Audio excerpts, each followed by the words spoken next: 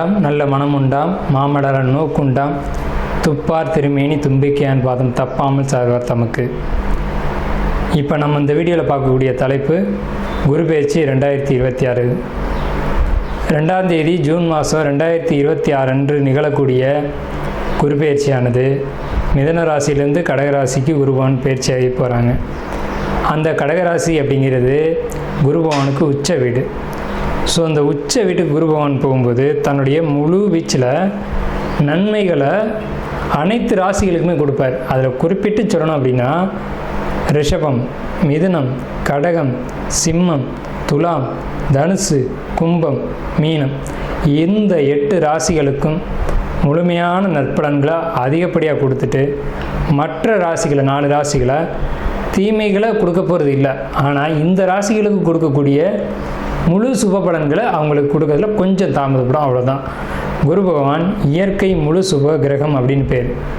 குரு பகவானுடைய காரகத்துவம் அப்படின்னு பார்க்கும்போது ஒழுக்கம், நேர்மை, மெரிட்டாக நடந்துக்கிறது, இந்த மாதிரியான விஷயங்களுக்கெல்லாம் காரகத்துவம் வைக்கிறாங்க. அதனால் இவருக்கு பேர் தன புத்திரக்காரகன்னு பேர்.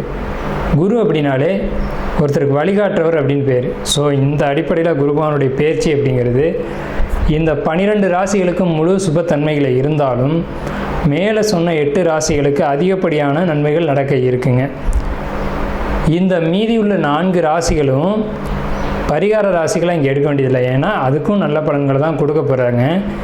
இருந்தாலும் இந்த 12 ராசிக்காரங்களும் இந்த 2ஆம் தேதி மார்ச் மாதம் 2026 வருஷம் டைம் நீங்கள் பார்க்க வேண்டிய அவசியம் இல்லை.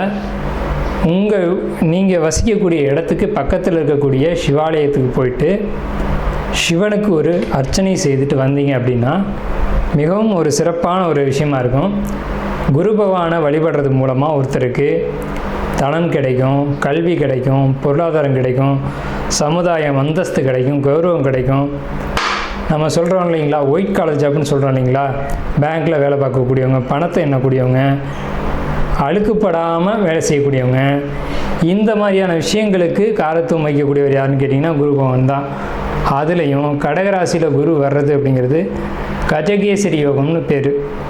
கஜகேசரி அப்படின்னா 100 யானைகள் சண்டையிட வரும்போது ஒரு சிங்கம் எதிர்த்து போட்டிட்டு அந்த 100 யானைகளையும் விரட்டி தள்ளுறது அப்படின்னு பேர். ஸோ இப்படிப்பட்ட கஜகேசரி யோகத்தில் நிகழக்கூடிய இந்த குரு பெயர்ச்சி 2026ஆம் ஆண்டு அப்படிங்கிறது 12 வருஷத்துக்கு ஒரு முறை ஒரு சிறப்பு வாய்ந்த ஒரு வருஷமாக இருக்கும். இதுக்கு பிறகு இன்னொரு 12 வருஷம் கழித்து தான் இந்த ஒரு சிறப்பான ஒரு குரு பெயர்ச்சி அப்படிங்கிறது நிகழும். ஸோ உங்களுக்கு இந்த குரு பெயர்ச்சி கடகராசிக்கு பயிற்சி ஆகுது. குரு பலன் அப்படின்னு பார்க்கும்போது சந்திரன் என்ற வீட்டுக்கு, அதாவது கடகராசிக்காரங்களுக்கு அல்லது ரிஷபராசிக்காரங்களுக்கு, மேலே சொன்ன இந்த 8 ராசிக்காரங்களுக்கும் குரு பலன் அப்படிங்கிறது வந்துடும். ஸோ குரு பலன் வந்துருச்சு அப்படின்னாலுமே திருமணம், குழந்தை பாக்கியம், பொருளாதாரம், வேலை வாய்ப்புகள் போன்ற அனைத்து விதமான சுபகாரியங்களும் நடக்கும். சுபகாரியம் நடக்கணும் அப்படின்னா குரு பலன் வேணும்.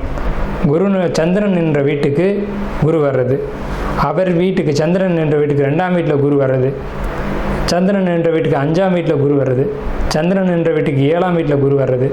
இப்போது மகர ராசிக்காரங்களுக்கு 7ல் குரு, இதுவே மீன ராசிக்காரங்களுக்கு 5ல் குரு, இப்படி 5, 7, 9, 11. இப்போ அந்த அடிப்படையில் பார்க்கும்போது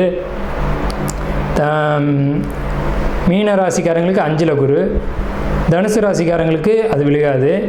இதுவே விருச்சிக ராசிக்காரங்களுக்கு 9ல் குரு. அப்போ விருச்சிக ராசிக்காரங்களுக்கு குரு பலன் இருக்குது 11. கன்னி ராசிக்காரங்களுக்கு 11ல் குரு. ஸோ இவங்களுக்கெல்லாம் கன்னி, கடகம், விருச்சிகம், மகரம், மீனம் இந்த ராசிக்காரங்களுக்கெல்லாம் குரு பலன் அப்படிங்கிறது நிகழ்ந்திருக்கு. 21வது நட்சத்திரமான உத்திராட நட்சத்திரம் உங்களுக்கு கிரக நிலைகளை பொறுத்த வரைக்கும் இந்த குரு பெயர்ச்சி அப்படிங்கிறது ரொம்ப சிறப்பான பலன்களை சொல்ல முடியாது. சற்று குறைவான அமைப்பு சொல்லி தான் ஆகணும். என்னன்னு கேட்டிங்கன்னா, உங்கள் நட்சத்திரத்துக்கு 8ஆம் வீட்டில் இருக்கக்கூடிய சந்திரன் சாரத்தில் 9ஆம் அதிபதியான சூரியன் போய் 6ஆம் வீட்டில் நிற்கிறார். இதனால் என்ன விஷயம் அப்படின்னு பார்த்தீங்கன்னா, வயிறு சம்பந்தமான பிரச்சனைகளை நீங்கள் கட்டாயம் சந்தித்தே ஆக வேண்டும். அதில் மாற்றுக்கிறதுக்கு இடமில்லை. உணவுகளை பொறுத்த வரைக்கும் வெப்பத்தை தூண்டிவிடக்கூடிய உணவுகளை நீங்கள் ஒரு காலம் எடுத்துக்கவே கூடாது. இந்த 12 மாத காலகட்டங்களும் அதே மாதிரி உங்களுக்கு ஒவ்வாத உணவுகள் அப்படின்னு சொல்லக்கூடியது, இந்த தலைவலி மைக்ரேன் இருக்குது பார்த்தீங்களா, அவங்கெல்லாம் அந்த மைக்ரேனை ட்ரிகர் பண்ணக்கூடிய உணவுகளை கட்டாயம் தவிர்த்தே ஆகணும். ஏன்னா அந்த ஒற்றை தலைவலி இருக்கக்கூடியவங்களுக்கு ரொம்ப பெரிய அளவில் அதனுடைய பாதிப்புகள் தாக்கங்கள் இருக்க போகுது. உங்களுக்கு 8ஆம் வீட்டில் குரு பலமாகுது அப்படிங்கிறது குரு உச்சம்தான், ஆனால் அதனுடைய பாதிப்புகளும் எங்கே கொடுக்க போகுது. சந்திரன் வீட்டில் குரு உச்சம். ஸோ இது நல்ல விஷயம் அல்ல. எதுக்கெல்லாம் நல்ல விஷயம் அப்படின்னா வருமானம், பொருளாதாரம், குடும்பம், வீடு வாங்கக்கூடிய அமைப்புகள், லக்ஸரியான லைஃப் ஸ்டைல், இதுக்கெல்லாம் நல்லா இருக்குது. ஆனால் உடல் ஆரோக்கியத்தை பொறுத்த வரைக்கும் மிகப்பெரிய அதல பாதாள சரிவுகளை நீங்கள் சந்திக்க வேண்டிய நேரம்.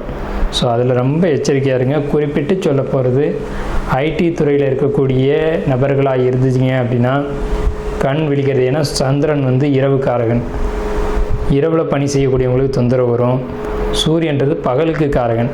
அப்போ பகலில் கண் சம்மந்தப்பட்ட, சூரியன் கண்ணுக்கான கிரகம், அதிகமாக உற்று பார்த்து செய்யக்கூடிய வேலை செய்யக்கூடியவங்களுக்கு கண் பாதிப்புகள், கண்ணாடி போட வேண்டிய அவசியங்கள், கண் பிரச்சனை ஆயிடுச்சு, பெரிய அளவில் பிரச்சனை ஆயிடுச்சுன்னு சொல்லக்கூடிய அமைப்புகள்லாம் உத்திராட நட்சத்திரக்காரங்களுக்கு இந்த குரு பயிற்சினால் உண்டு. ஸோ கண், பல், முகம் சம்மந்தப்பட்ட விஷயங்கள், அதே மாதிரி இரவு பணி சம்மந்தப்பட்ட விஷயங்கள், ஒவ்வாத உணவுகளை எடுத்துக்கிட்டதுனால ஏற்பட்ட பிரச்சனைகள், தலைவலி சம்மந்தப்பட்ட பிரச்சனைகள், பிரெயின் அதாவது தலை சார்ந்த விஷயங்களில் கண், பல், மூக்கு, காது இது சம்மந்தப்பட்ட பிரச்சனைகளை நீங்களே உருவாக்கி அதனால் கஷ்டங்களை அனுபவித்து வருத்தப்பட வேண்டிய சூழல்கள் அப்படிங்கிறது உத்திராட நட்சத்திரத்துக்கு உண்டு. ஸோ ஆரோக்கியத்தில் மட்டும் மிகுந்த கவனம் செலுத்துங்க. பணம் சம்மந்தப்பட்ட விஷயங்களை பொறுத்த வரைக்கும் யாரையும் நம்பி ஜாமீன் கையெழுத்து போடுறது, பணம் கொடுக்கறது போன்ற விஷயங்கள்னால நீங்கள் சட்டப்பூர்வமான பிரச்சனைகளை சந்திக்க வேண்டி வரும். உங்களை நம்பி ஏமாற்றுவாங்க, நம்பி ஏமாறுவீங்க அப்படின்ற ஒரு அமைப்பு. அது சொந்த பந்தங்களாக இருந்தாலும் சரி, நண்பர்களாக இருந்தாலும் சரி, அறிமுகம் இல்லாத நபர்களை நம்பி நீங்கள் நம்பிக்கையின் பேரில் செய்யக்கூடிய விஷயத்தினால பாதிப்புகளை சந்திக்க வேண்டி வரும். ஸோ இந்த விஷயங்களை நீங்கள் தவிர்த்துக்கோங்க.